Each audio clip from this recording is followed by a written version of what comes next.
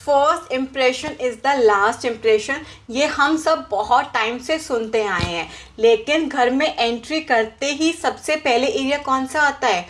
Foyer area. And कई बार ना हम उसी को डिज़ाइन करने में बहुत लापरवाही कर देते हैं। तो मैं आज आपको यही बताने वाली हूँ कि अपने फर्स्ट इम्प्रेशन यानी कि फॉयर एरिया को डिज़ाइन करना कैसे है, ताकि गेस्ट के अंदर आते ही ना एक वाव वाली फीलिंग उसको आ जाए। तो स्टार्ट करते हैं वीडियो को। सबसे पहली चीज़ आती है कि पेंट कैसा करें। क्या हमें पेंट को अपने लिविंग और डाइनिंग से मैच करना चाहिए या फिर फॉयर में एक हटके अलग से पेंट होना चाहिए? तो हमेशा ना फॉयर, लिविंग एंड डाइनिंग जितना भी ओपन स्पेस होता है ना, ये साथ में होता है। तो आपको फॉयर को ना अलग से हाईलाइट करने की नीड है, लेकिन उसको हम हाईलाइट करेंगे वॉल पैनलिंग से। लेकिन जो बेस पेंट होगा, जो खाली वॉल्स होंगी, उसका पेंट ना हमेशा आपके लिविंग और डाइनिंग से मैच होना चाहिए।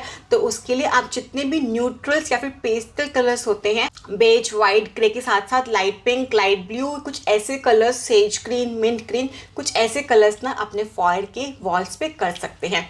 सेकेंड चीज़ आती है कि सीलिंग को डिज़ाइन कैसा करना चाहिए। अगेन सीलिंग सबसे इम्पॉर्टेंट पार्ट है, बिकॉज आपको थोड़ी सी लग्जूरियस दिखानी है। तो ट्राई करो कि आप ना सेंटर के अंदर अगर शैंडलियर या फिर एक अच्छी सी हैंगिंग लाइट दे सकते हैं। तो सीलिंग को हमें बहुत हैवी नहीं करना, लेकिन ना हमें लाइट्स के साथ उसे बहुत अच्छे से इन्हांस करना है। शैंडलियर्स हो गए, ट्रैक लाइट्स हो गई, मैग्नेट लाइट्स होगी, प्रोफाइल लाइट होगी, या फिर अपनी सीओबीज हो गई। फॉयर में हम पैनल का बिल्कुल यूज़ नहीं करते हैं, सिर्फ स्पॉटलाइट और फोकस लाइट का ही हम यूज़ करते हैं। एंड फॉयर ना जनरली बहुत छोटा एरिया होता है, तो हैवी सीलिंग बिल्कुल नहीं करनी, सिंपल सोबर में अपनी सीलिंग के साथ को प्ले करना है। थर्ड आते हैं कि हमें वॉल पे क्या करना चाहिए। ऑफ कोर्स फर्स्ट इम्प्रेशन है, तो वॉल थोड़ी सी एक्स्ट्रा ऑर्डिनरी होनी चाहिए। बस इतना ध्यान रखना कि अगर बहुत ही छोटा एरिया है, लाइक सिर्फ एक पैसेज है 3 फीट का, तो उस केस में ना इतनी हैवी वॉल करने की नीड नहीं है।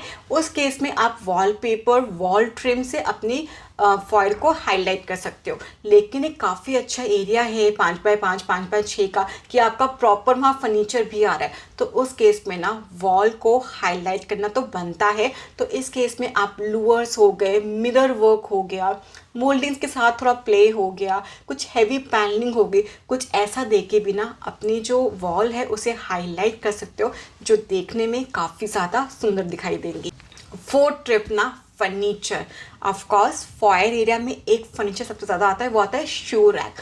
अगर आपके फॉयर का पैसेज 3 फीट का है, तो इस केस में ना आपको फर्नीचर नहीं डालना, बिकॉज फिर वॉकिंग स्पेस बचेगा नहीं। अगर जो पैसेज है वो वाइड है 3 फीट 6 इंच से 4 फीट का ना, इस केस में ना आप कुछ इस टाइप के शू रैक्स डाल सकते हो, जो ऐसे एंगल पे खुलते हैं, बिकॉज इनको ना सिर्फ 7 से 8 इंच का स्पेस चाहिए लगने के लिए। एंड हमेशा इसको अपने फ्लोर से ऊपर रखना, ताकि आपको फ्लोर पे फुल स्पेस मिले। एटलीस्ट ना नीचे 1 फीट या 8 इंच का स्पेस छोड़ के इसको स्टार्ट करना है, ताकि वॉल पे रहे, फ्लोर पे स्पेस ना घेरे। अगर जो पैसेज है वो 5 फीट से 5.5 फीट का है, तो इस केस में ना आप प्रॉपर एक अच्छा सा शू रैक, जो 15 इंच का डीप होता है, हाइट होती है, वो हम लेते हैं 2 फीट 9 इंच से लेके 3 फीट तक। नेक्स्ट स्टेप आती है फ्लोरिंग। ऑफ कोर्स फ्लोरिंग को हाईलाइट करना बनता है, बिकॉज फॉयर एरिया एक आपका मेन एंट्रेंस एरिया है। तो अगर जो आपका फॉयर है उसका पैसेज सिर्फ 3 फीट से 4 फीट के बीच में है, तो कभी भी इसको अलग से हाईलाइट नहीं करना। लेकिन जो पैसेज है वो 5 फीट से ऊपर है, तो यहाँ पे ना आप मोज़ैक टाइल्स होगी, ब्लैक एंड वाइट हो गया, मोरक्कन टाइल्स होगी, ये सब डाल के ना अपने फॉयर को एक अच्छा सा अलग सा लुक दे सकते हो। एंड कई बार ना हम वुडन टाइल डाल के भी फॉयर में एक अच्छा लुक क्रिएट कर देते हैं। नेक्स्ट स्टेप आती है मिरर। मिरर ना किसी भी छोटे एरिया को रिफ्लेक्शन देके बड़ा दिखा सकता है। तो फॉयर जनरली बहुत छोटे एरियाज होते हैं, तो मिरर आपके बेस्ट फ्रेंड है।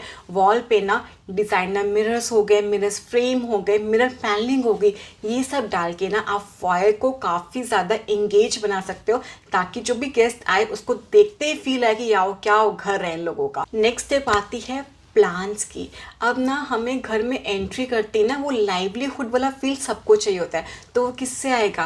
प्लांट से आएगा। तो जो भी आपका फर्नीचर आ रहा है उसके आसपास ना आप प्लांट्स रख के ना इस एरिया को एक अपनापन दे सकते हैं जो किसी भी गेस्ट को ना एक वेलकम वाली लुक देगा। नेक्स्ट स्टेप आती है मोल्डिंग्स एंड पीवीसी पैनल्स। अब बहुत सारे ऐसे लोग होंगे जिन्हें खर्चा भी कम करना है लेकिन वॉल की लुक बिल्कुल टॉप क्लास की रखनी है, तो उस केस में ना mouldings are the best friends because ये बहुत हैवी भी नहीं लगती एंड साथ साथ लगता है कि कुछ किया हुआ है। तो मोल्डिंग्स के बहुत सारे डिज़ाइंस ना आपकी स्क्रीन पे हैं, बड़ी वॉल से लेके छोटी वॉल तक को अपने फॉयल में लेके आ सकते हो ताकि आपकी वॉल काफ़ी इन्हांस हो जाए जो देखने में काफ़ी ज़्यादा अच्छी लग सकती है।